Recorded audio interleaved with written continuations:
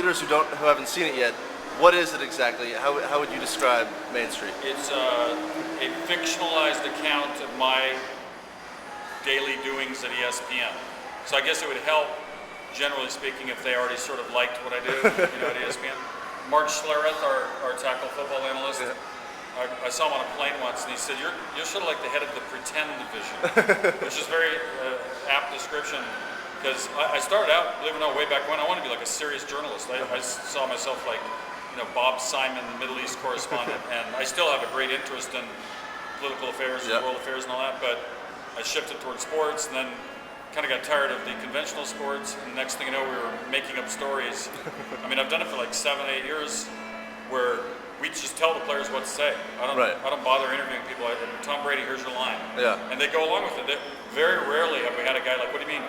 Why you give me the line?" Like, I just say it's pretend. We're doing a parody of a football story. And these are for your NFL countdown stories. Yeah. I've done it for other sports too. Yeah.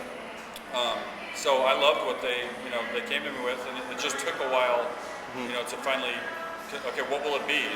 So it wasn't going to be so much like I have a wife and kids and all that. It's more just work related. Yeah. And the funny things that some of them have been born from real experiences that happen every day and through the years at ESPN. But we have such a great group around me. Like, I don't have to do that much, really. It's like the easiest thing I've ever done. Well, clearly. Well, I'm coming off of the surgery, but Video Cowboy, that's John Glazer, very funny guy. He does a show called Delocated on Adult Swim. Allison Becker, pretty girl you just met. Yep. She's done a whole bunch of other acting. She's out here now in LA, and she's getting ready to break through to higher levels. Yep. Aubrey Plaza, who's with Parks and Recreation. She's in that movie Funny People. Ben Schwartz, also out here in LA now, and he's like got a zillion things going, books, videos. I'm leaving out people. There have been several other characters, that have joined us that are all doing pretty cool. One guy we just worked with, one of the ex-cavemen, the Geico and the show ABC had. So did I leave somebody out? Allison, Aubrey. Oh, I left out Jordan Carlos. That was wrong of me. He was with us in the first season.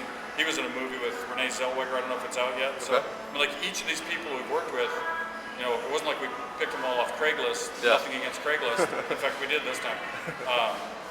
They're good. They're like, and they made me better because I'm not, a professional actor. Yeah. But I think I've gotten better at those little, so-called nuanced things. Yeah. Going on to this season, what's the character arc look like for you this season? Are there any I major? have no arc. I'm flat. I just hope my heart doesn't stop. Yeah. Are there no major plot twists or anything like that? You know what? All they are is situational. Like, if we were allowed to do something longer, I guess we would have to do some real through storylines. But I think, to the credit of the guys that put it together, I don't really do much of the writing at all. I definitely am there for the changes. Like, I'd rather say it this way, or what about this concept? And it's cool. They listen to me, and I'm there for all the meetings to set the thing up. But Josh and Todd, and a guy named Ted Butler, and there's others who have done a lot of the writing. I think they're funny scripts, and there really is a beginning. It's just a very condensed situation comedy. It's 3.5 minutes. Is there any movement to expand them, make them like a 10-minute, 15-minute little deal? I think if it stayed on the internet, it'll stay where it is, because sadly enough, attention spans aren't what. But it's funny. I don't know why that's true, because I will watch an hour show until I love West Wing, for instance. Love all the ABC shows also, but whatever, you have your HBO shows, whatever the shows you like, ABC shows, and you sit through those for a half hour, an hour. So I don't really understand why there's the suggestion that people are so impatient they can't listen for 15 minutes on the internet. Maybe that'll change. I mean, I read a study that half the kids, whatever, 20 to 30 or whatever, are watching more than half their television via the computer anyway. So.